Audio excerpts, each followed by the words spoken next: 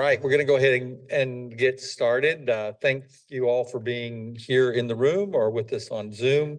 For those of you who do not know me, I'm Ken Yonda. I'm a professor of practice here in health systems and population health sciences. We also have such a long department name here, but teach the elective in the business of healthcare. And we're very excited today to have Dr. Kristen Dickerson with us. Dr. Dickerson is a radiologist and a graduate of the University of Texas Medical School here in Houston, McGovern now. She completed a radiology residency here at UT Houston and was a chief resident there, including extensive training in cancer imaging at MD Anderson. She practiced 13 years at the Diagnostic Clinic of Houston, which is a 50 physician clinic. And part of that time, she actually served as the president of that group, with her clinical interests including oncology, MRI, CT, PET scan, breast imaging, cardiac screening. In 2011, she founded Green Imaging to provide affordable, high-quality medical imaging for uninsured and cash pay and high deductible patients in Houston, and that has now expanded to serve nationwide. She loves being able to provide quality services to patients who otherwise couldn't afford them, and delivering significant imaging cost savings to patients with healthcare coverage and their employers without compromising quality. She's passionate about spreading the word that patients and employers do have great non-traditional healthcare coverage options in the fast-growing alternative healthcare market, which is why I'm here and very interested in what she's doing. She also serves as a committee member on the Alternate Payment Models Committee for the Texas Medical Association, is a member of the Validation Institute's Certified Health Value Professional Board, and also a Health Rosetta Benefits Advisor. Are you going to talk about what Health Rosetta is, or do I? I am. Okay. So I don't have to explain that for those of you who do not know about Health Rosetta. So please join me in welcoming Dr. Kristen Dickerson to the Tillman J. Fertitta Family College of Medicine Grand Rounds. Thanks. Thanks so much. Great introduction, and I'm very happy to be here. It's my first time here at the fantastic building, beautiful facility, and lovely people. I am not really here to talk about what I do today, except I am going to tell you my origin story, just so you understand the kind of theme of today, which is that doctors are meant to problem solve. That's why we do this. We come into being doctors because we want to problem solve and we want to take care of people. And that is really, the recurrent theme I see in my career path. And really, I think we've lost that to a large degree in the traditional healthcare system. And, I'm working with a lot of people who are trying to create a new healthcare economy, and you're going to see why. You're going to see that the wage stagnation that has occurred because of the way we do business right now in healthcare is wrong. And what we're doing to doctors and other healthcare providers is wrong, and we can do it better, and we are doing it better. Today, most physicians are no longer independent. When I started practicing, it was about 50-50. Hospitals were buying physician practices right and left. I know people whose whole job was acquiring practices. And, what they saw was, when you control doctors, you control the procedures that those doctors do, and you control the testing that those doctors do. And that's where the money is in healthcare. And so hospitals for years acquired physicians. They're still the largest employer of physicians in this country. But private equity has been doing the same. And now more practices, now these are obviously smaller practices than the hospitals have acquired, but more practices are owned even by corporations now than by hospitals. So doctors are getting gobbled up. I mean, I think even the Change Healthcare debacle that has happened, it actually made the front page of the New York Times, that doctors, didn't get paid for months because of a cybersecurity incident, and the entity was owned by United Healthcare. And we still, we're still not seeing the ramifications. We're still not seeing the cleanup for that. I still have claims. My company still has claims that are out because of that cybersecurity incident. And those are the things that are driving physicians out of independent practices. You can't afford to keep doing it if you stay in the traditional model. What I'm going to talk about today are some new models that enable physicians to practice and actually flourish in that practice, do better financially, do better from a moral and ethical standpoint, and be happier in their work. And on that last slide, a very important point is that research shows that independent doctors deliver care at a lower cost in general, and that care is usually higher quality. In fact, there is an inverse relationship between cost and quality of healthcare in this country. And I would say that's for 90% of care. There's certainly critical care. There's very subspecialized care where I think, we know still hospitals and, traditional healthcare manages those things very well, not as affordably, but very well. But we do know that doctors who are more proficient, who are doing the same procedure every day, are cheaper just by design. There's less, a surgeon who's doing a number of arthroplasties a day actually decreases the anesthesia time. They're doing these so much faster and more efficiently. They're working with the same team. That team is more efficient, that they drive down cost and complications. So, there are a number of factors that go into quality, but don't think that what we're trying to do is compromise quality. What we're trying to do is show real quality. We talked about the physician ownership by hospitals and health systems. And this is the problem. A study that a number of providers, over 200 providers in New York, they're in mostly very small groups, as you can see here. They had a burnout rate of 13.5% as compared to the national average of 54.4%. That is dramatically different. And that shows you that even though they have the stressors of things like the Change Healthcare, not getting paid. I know a cardiologist in Austin who's been writing checks out of his personal account for his practice for 3 months. Even when these things happen, these doctors are happier and not undergoing the moral injury that many of them are in the traditional system. This is another, and this proves why hospitals and private equity want to own doctors. Only 20% of the revenue generated by a physician in a hospital system goes back to the doctors. 80% of that goes on, largely, you'll see where that goes, largely to administrative fees. But, also hospital systems can be real estate investment trusts. These not-for-profits are also putting aside a great deal of money into in quote unquote investments. And you see those empty parking lots in the suburbs. A lot of these are not heavily used. They're actually investing their money, and they all have large investments as well. And so, that money that should be, going back into doctors' pockets and other providers' pockets is not going there. Here's the difference in the group, in the growth of physicians versus managers versus administrative personnel from 1970 to 2016, dramatic change. And, one thing I want to point out here, this doesn't go into the post-pandemic, but we're now losing doctors. We're on a negative growth for physicians. In fact, we lost an extra 6% of doctors last year to early retirement. And that's not sustainable. Think if that goes on for a few more years. We already know people are pushing out appointments for months for very much needed care. I'm hearing stories of imaging. People can't get echocardiograms for 2 months. These are things people need now.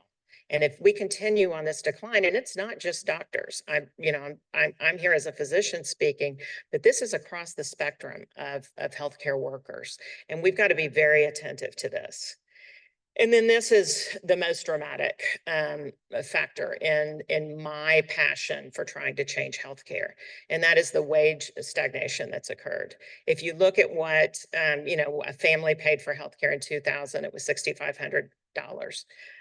Or that was the insurance premium. A lot of that, if they're employed, gets picked up by the employer, but that's the cost of the insurance premium. And now it's eating up, and this is the take home in the last bullet point, it's eating up a third of their income. And, you know, that again is not sustainable, and it's not something that we can continue to do. And, you know, what happened to employers is they were picking up, you could see, I mean, if it's 21,000, you know, for a family, employers are picking up usually part of the, at least part of the employees part of that.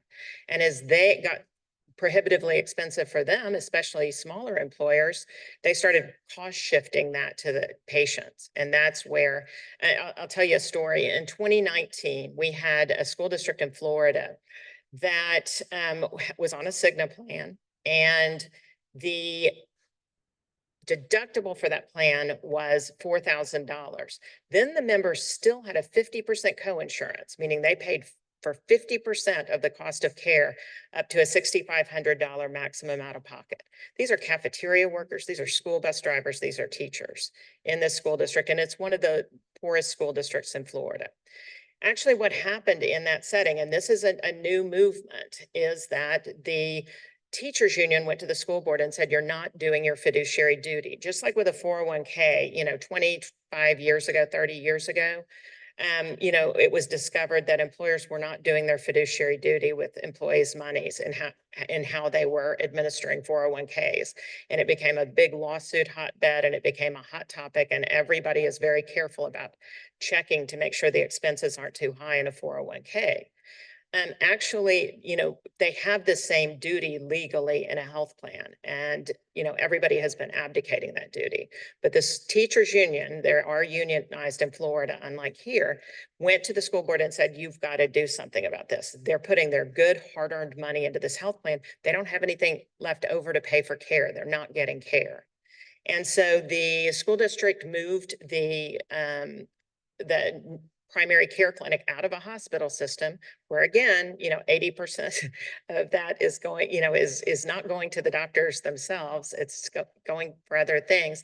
And the hospital system, the cost of care for everything is 3 times higher than in the independent world.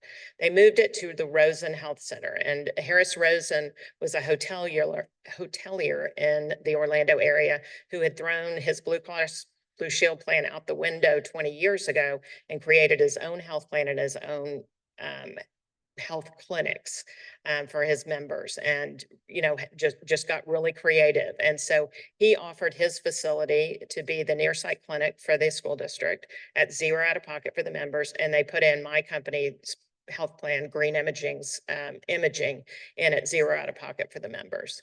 And, you know, that has been a tremendous story. The district, I think now has saved close to $100 million on healthcare over those 5 years, and continues to provide more and more.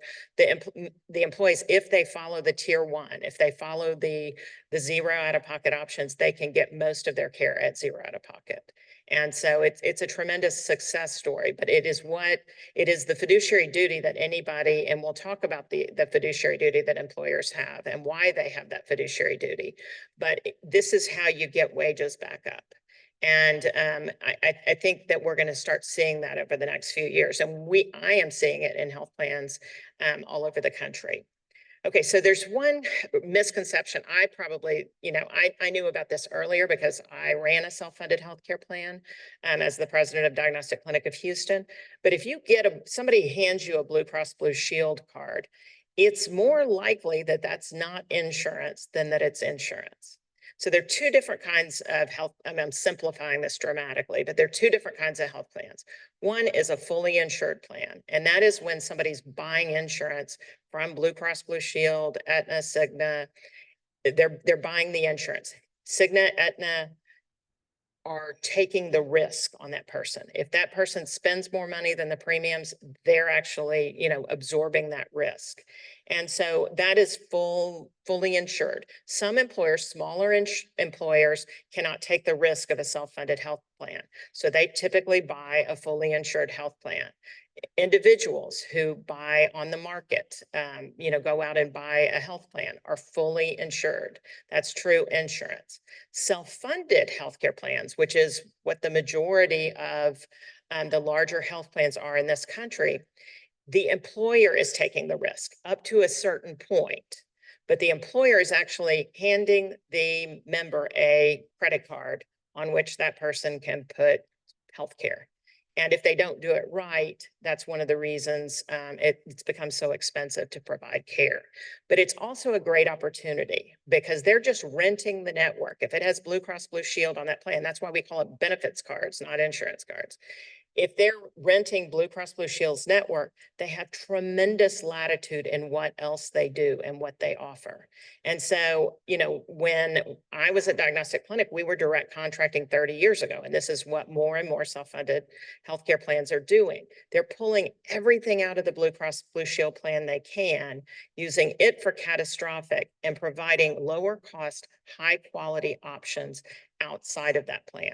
So at Diagnostic Clinic, we had imaging, we had labs, we had doctor's visits, we had all of those things there. And so if you used our services, it was zero out of pocket. If you went across the street to Methodist, you were going to be subject to your copay and deductible.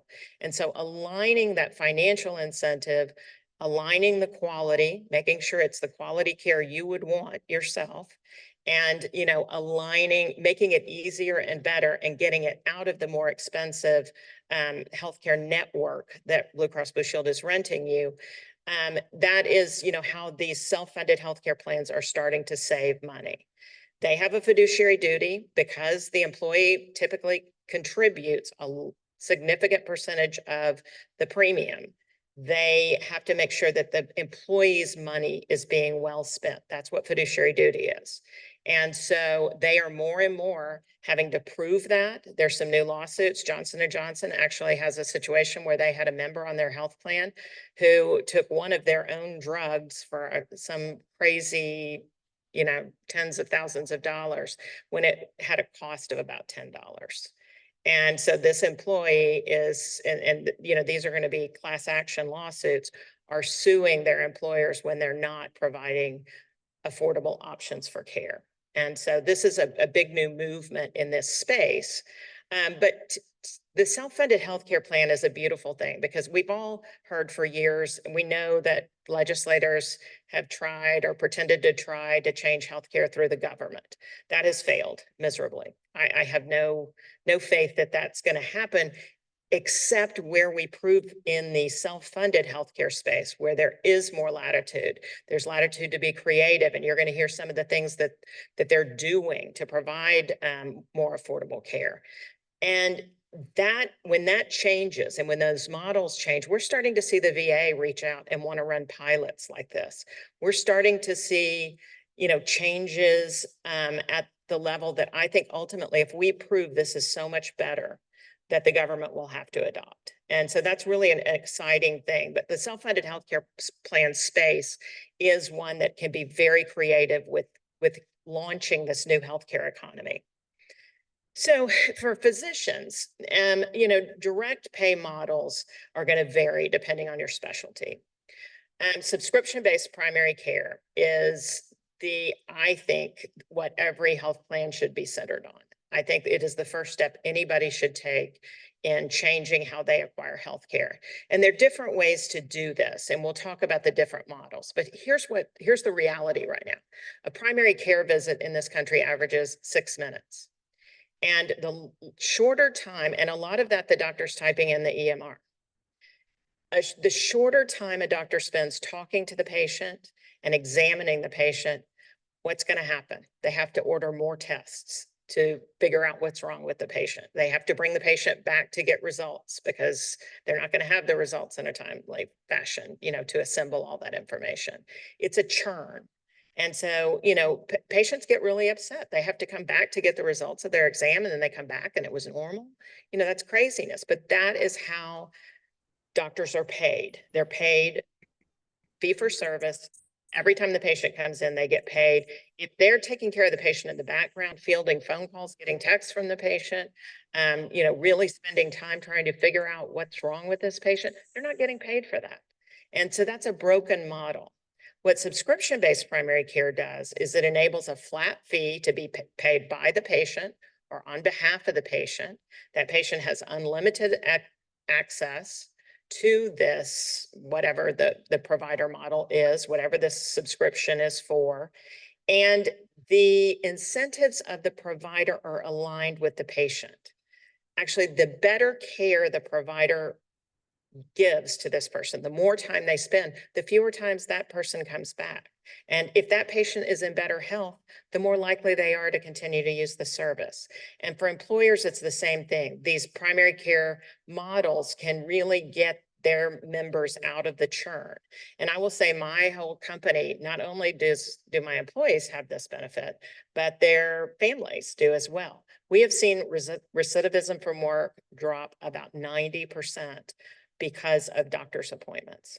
They have after hours, they have weekend hours, they have this 7 days a week access to primary care, and it's a game changer. So that is, if you're in primary care, definitely, this is a better model and a model that can help fix healthcare.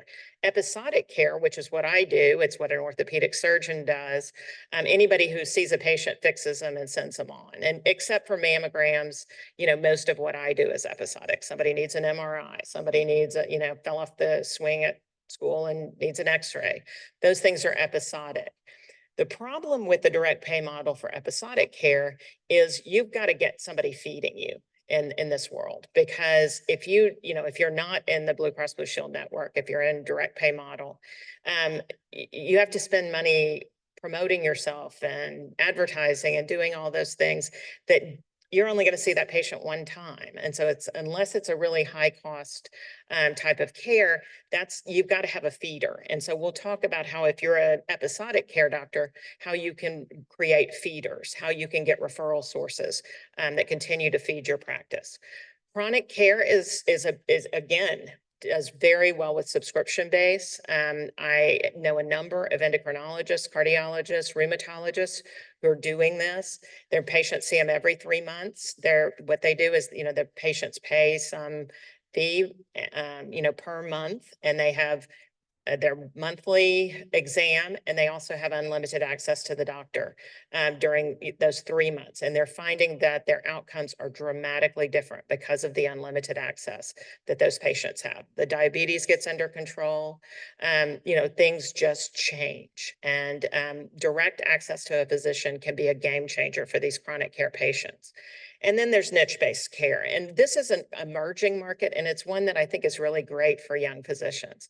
And we'll talk about this, but I think this can be passion-based. I think people can find a part of medicine. It's impossible for us as physicians to keep up with all of the research and all of the changes that are happening. But if you find a piece of healthcare that you're really passionate about and you pursue that and you become the specialist in that, there's a tremendous value there, both for patients and for the doctors.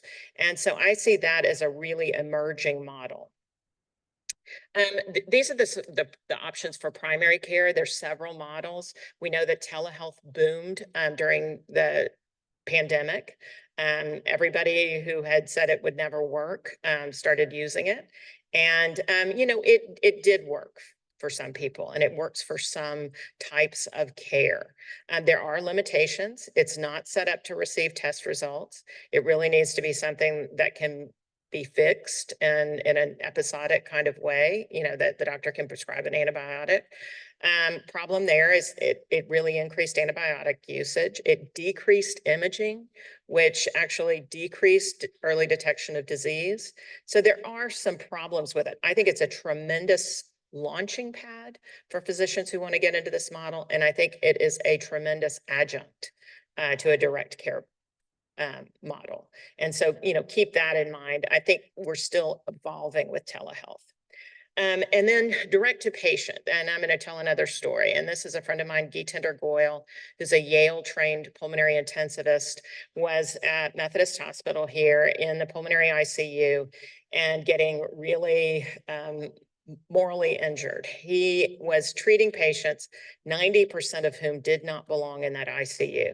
And it was because either they didn't get good primary care or they didn't have end of life directives. And he really calculated 90% of those patients coming in there never belonged there. And so he started researching other models, internationally, other models for care. And this was maybe 10 years ago. He landed on direct primary care, subscription-based primary care, as being something that he felt like he could launch and support and really believe in. And so he founded First Primary Care, which is a Houston based entity and has a number of providers now.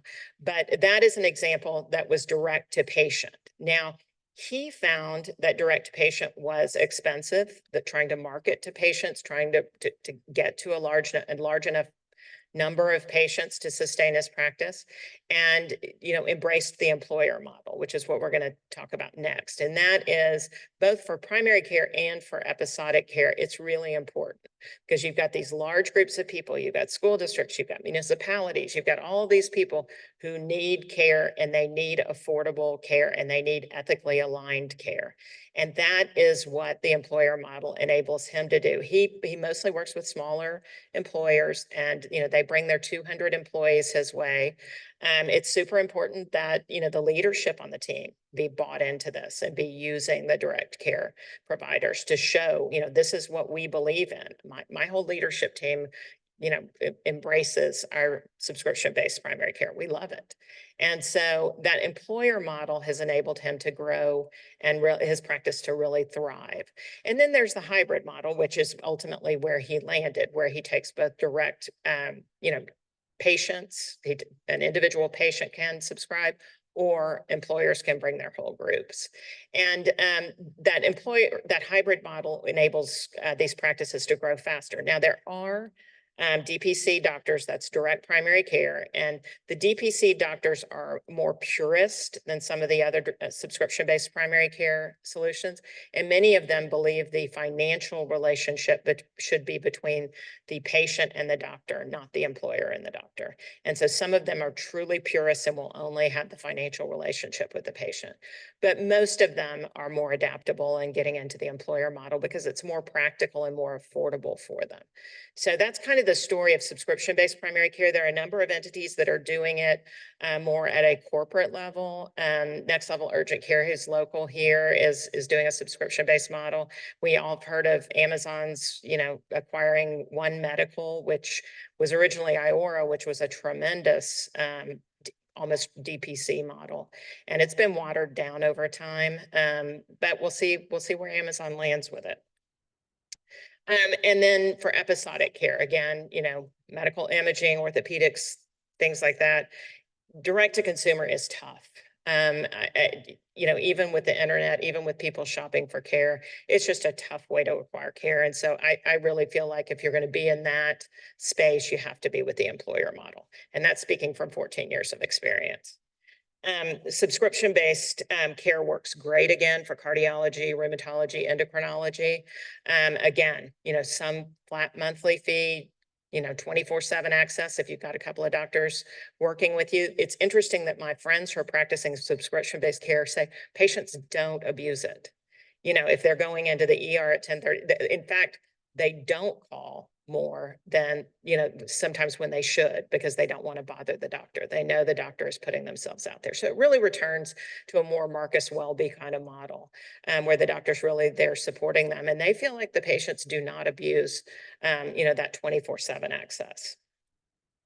And then finally, we get to problem-specific care. The middle one's kind of interesting, but these are kind of interesting icons. But fertility is a benefit. Yeah, this is where employers are getting really creative, especially when there's a high demand for hiring, and you've got young people who are who are shopping around. They're shopping their benefits. They're trying to find a good work-life balance.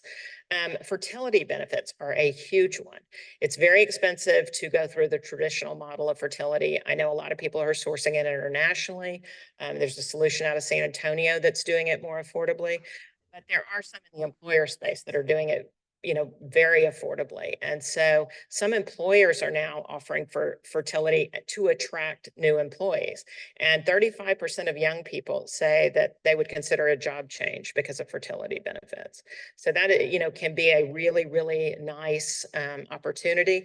The next one is lactation. That's another one where many women, after they have a baby, it's actually a majority in the first year, don't stay with that employer because, and in part, it is the strain of trying to take care of a baby, trying to nurse, trying to, have the support they need.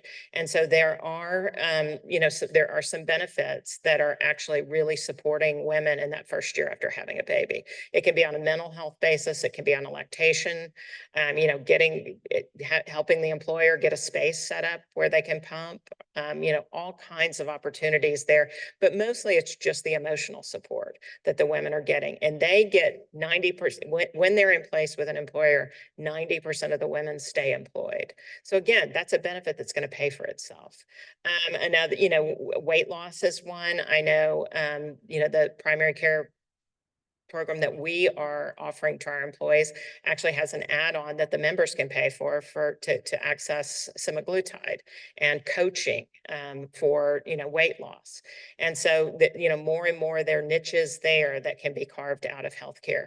So I'm really trying to get people to think, in who are listening, to think differently about, what independence looks like. It can look like more things than any of us ever thought 10 years ago.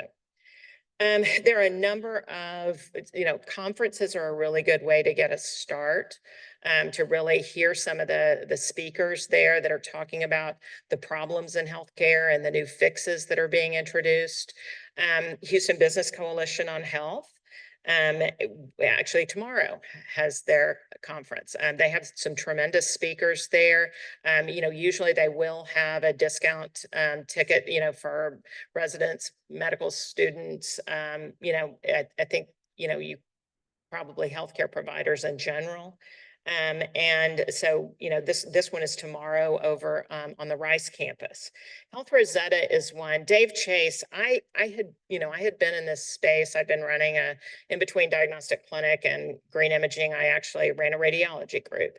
And I knew something was tremendously broken with healthcare, with health plans, with hospitals.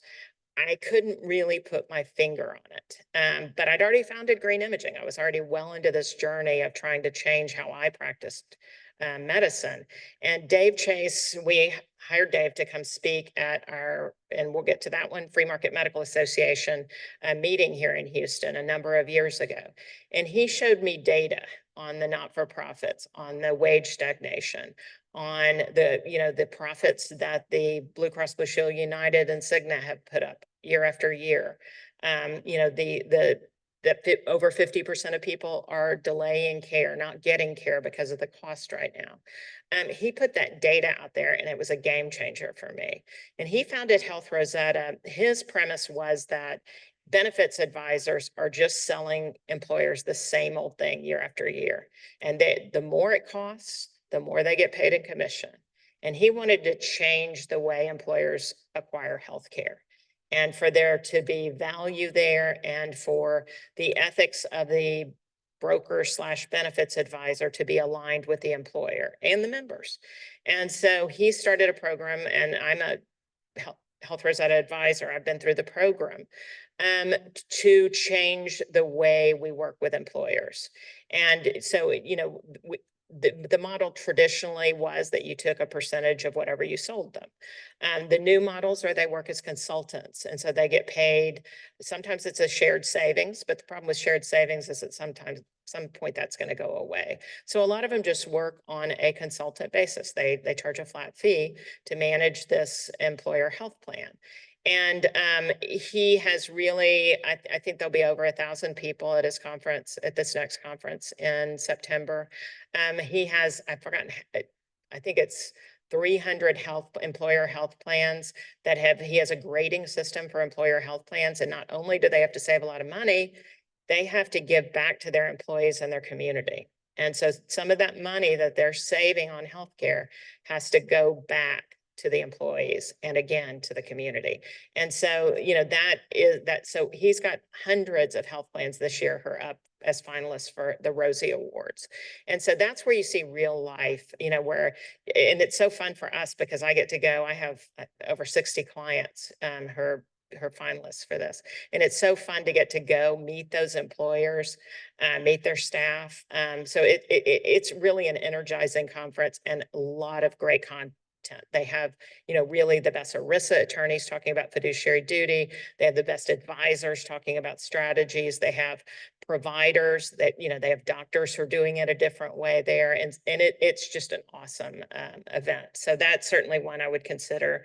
Hint it's actually a software that's built to support direct primary care. It's built for the employer model specifically, where they can onboard the member censuses, keep track of it. They can actually, compare what this care would have the care that the DPC doctor is providing, what it would have cost in the traditional system. And, they can hand the employer a savings estimate based on that. It's just and now he's integrating DPC practices with that software so that if you have a few members who are, you're a Houston-based company, but you have some members in Austin, the DPC is there to support, you can add on that DPC doctor for those members. And so Hint, the founder of Hint has been a tremendous thought leader. It's going to have great content. And if you're primary care, that would be an amazing conference to attend. Because it's really, and there are others, there's some other summits for DPC doctors, but it's one that I find, I spoke there for the first time about 6 years ago, and I found it to be just a really innovative and uplifting conference. Validation Institute is another resource. Validation Institute was originally owned by GE, and it was so that they could prove the quality of what they provided, of the technology they provided. Ultimately, some people who thought healthcare needed that same kind of hard look at quality have acquired the Validation Institute. My company is actually a Validation Institute validated. And what they'll do is they'll warranty. So if we can prove statistically with great data, and you go through a rigorous process with your data. If I can prove that my savings, and that I'm going to improve quality and provide savings, then there's $100,000 warranty on my services for the employer. And so it's just another way that we're trying to change healthcare, because, if you look at a Blue Cross Blue Shield plan, if every doctor in Houston is in that plan, where's the quality? There's no quality assessment there. And so, what we're trying to do is reward quality and make providers think about quality in a different way. I would say the MIPS requirements for imaging are just ridiculous.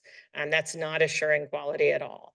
And, I really feel like our radiologists every day looking at images and reports that are performed in a facility is the best indicator of quality. A good radiologist is not going to read a bad study. And so there are different ways that we assure quality. And most importantly, it's what the patient and the primary care doctor think about the care they got, for me. DPC Alliance is another one that has tools and resources for getting into direct care. Free Market Medical Association. Keith Smith is a very famous surgeon who is in Oklahoma City, who just decided not to take insurance anymore. He's actually an anesthesiologist, but it's a surgical hospital that he owns. And he started just offering cash rates. He has employers who fly their health plan members first class into Oklahoma City. They put them up in a hotel there. They get their surgery for about, 25% of the cost in a hospital system, and they fly home. That's obviously non-emergent, non-emergent elective surgeries, but it's still a great model. And so he and Jay Kempton, who was a benefits advisor, founded the Free Market Medical Association, and they really work to get both employers engaged and to get doctors engaged in this market. They're platforms, and what I want to encourage is, if you can just try this. You can get on some of these platforms. You can come up with a niche that you offer. You can get on some of these platforms and offer your care on the side, as long as you don't have a non-compete and that may go away anyway, but you know, that you have some opportunity to try these. I think even residents can try these as soon as they pass their flex exam and they can hang up a shingle. You know, there's some opportunities there. And these are platforms that are offering direct care. So again, if you're an episodic care provider, this is another resource where you can get care without having to advertise. Direct Specialty Alliance is support for specialists who want to go into direct care. And Deanna Renita is a rheumatologist who founded that and provides support to those physicians. And Forward/Health and Launch Guide and their launch guide are an amazing. I just found out about them last week, and it's actually an attorney who founded this. And what she's trying to do is support physicians who want to go into direct care. And she's got each little module for them. She's got the legal support. She's got the insurance. She's negotiated. She has all of the different components that it takes to run a practice or start a practice right there. And then this launch guide is just, you know, a resource to start looking at what you need to understand to offer one of these practices. And then one of the interesting things that she told me is that Florida actually, you can have a telehealth license there. It's not like going through a licensing process. You can have an out-of-state registration. And as long as you're registered in a state, you can practice telehealth there. So that's another place that if you're interested in trying something different, starting a new practice, you can get your feet wet with that. I did publish a book this year that's about the ethics of aligning the incentives of physicians, employers, and health, and patients. And if anybody wants to request it, go to that QR code. We'll send you a free copy as long as you agree to share it with another doctor. If you'll pass it on to another healthcare provider, we're happy to give you a free copy of that. And it's a quick read. And I think a lot of the things that support what I said today are spelled out there. And so how I'd like to close is by talking about, I really think you can create a passion project with your practice. If you're either looking to change your practice or create a new practice, I think you should find a passion project. I mean, green imaging for me is a passion project. I love what I do. Every day we try to make it better and get rid of friction. And that's what I'm seeing in the world of doctors that I'm working in this space, is they're living their passion. They're being problem solvers. They're getting in front of patients. I mean, I call patients, if there's a finding or a patient says, my doctor, didn't explain this well to me, I'll call a patient and talk to him. I'm incentivized to take good care of those members, not a radiologist sitting in a dark room somewhere in the back of an imaging center. So I think find your passion. If you want to go this route, you certainly have tremendous opportunity to do that. And there are so many new emerging opportunities for this. So I think the new healthcare economy is going to happen. It's taking a while, but it is worth it, because I think it makes medicine lovely to practice again. So any questions I can answer?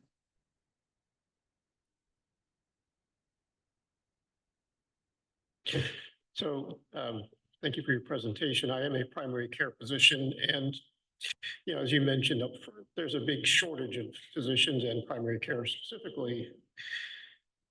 DPC, one of the things it does, it limits the number of patients that a provider has. So how can we promote DPC without exacerbating the shortage of physicians, because we're limiting access? Right. And, I do think that DPC, what we're finding is when they serve as a Sherpa, and that's one of their jobs, is to steer to other lower cost testing and providers. But secondary providers, I am totally a strong proponent of secondary providers when they're overseen by a physician. And that's where I see those really flourishing. I also think it's just getting the friction out of the system, and getting your patient population healthier so they need you less often. Then you can open up your panels. And that's what I'm saying, is that as they get more, as as DPC doctors get more support, they get more technology, more automation, more outpatient monitoring tricks, with all the devices that are out there now, they're able to open their panels up. And I think that's one of the opportunities. The other is the non-DPC alternatives that, where it is like next level, where it's an urgent care, they do have brick and mortar and they have the subscription-based telehealth and in-person health. And I think that kind of model, and again, they are physician owned and, physician founded, and they are physician overseen. And so I trust my, employees with that model. So I think you're right. We have to be creative about this, and we have to make sure. I don't think everybody needs a DPC. It may be that more of our chronic care older population needs DPC, and maybe the 20-year-olds, can use another solution. But I definitely think where we're missing the boat is not having chronic care patients with that kind of 24/7 access and coaching and oversight that the DPC model offers. Thank you for your presentation and your clarity in illustrating the problem. So building up upon Dr. Briscoe's comment, what is the incentive for a patient who goes to the emergency room and then ends up as an in-hospital patient for primary care? Because obviously the shortage that we keep talking about, for getting an appointment, it makes easier to anyone to go back to the ER, and then there is an incentive for the ER to keep that patient in hospital where he's going to be receiving primary care. Right. And I think that's where it's coaching the patients. It's that DPC coaching the patients. I can't tell you how many Friday afternoon stats we had, DVT studies, CTAs for pulmonary emboli. We keep patients out of the hospital. And that's our DPC doctors making sure that they can get that testing in the outpatient world. If they're low suspicion. The other thing they do is they will, if a patient needs ER care, they will get the ER doctor on the phone and say, here, this patient, and send the results with the patient so that there's not duplicate testing. So, the patients get coached to a large degree. I think another thing that I'm seeing in some of these health plans is a safe harbor hospital. A few of the hospitals in this area are doing some agreements with employers at a percentage of Medicare, where it's less expensive. It's still a problem with unbundling. It's still a problem with, bills that aren't itemized and that kind of thing. But at least they're cost containing. They're not charging 300%, 500% of Medicare. At least they're at a, if they know if they go over to this hospital, that it's going to be, 130% of Medicare. And so the employee would have an financial incentive to use that hospital. In other words, it's zero out of pocket for them if they go under their DPC's direction to that hospital. If they just go straight to the ER somewhere else, they're going to be subject to their copay and deductible. I do have an online question from Danielle. Can you detail the target socioeconomic group for a successful DPC relationship membership? There is a thin margin of people who are priced out or don't have access to employer plans, ACA plans, and those that don't have disposable income to pay for a membership when they need care for every I lost my place here. For every month. What we saw in our DPC model is that the patients who utilized the membership who were those that had not been able to previously invest in their health and were sick, but then could not afford to continue to manage their health enough to get well. It is a long one. And I think there are a number, and I know a lot of people trying to work on this problem. There actually is a not-for-profit here in the Houston area that is running a DPC-like model. They're not a federally qualified clinic, but I could see this happening in that space as well. Those are on a sliding scale already and have other forms of care. St. Hope here is putting in a CT scanner. They've got mammography, bone density. They've got a number of resources.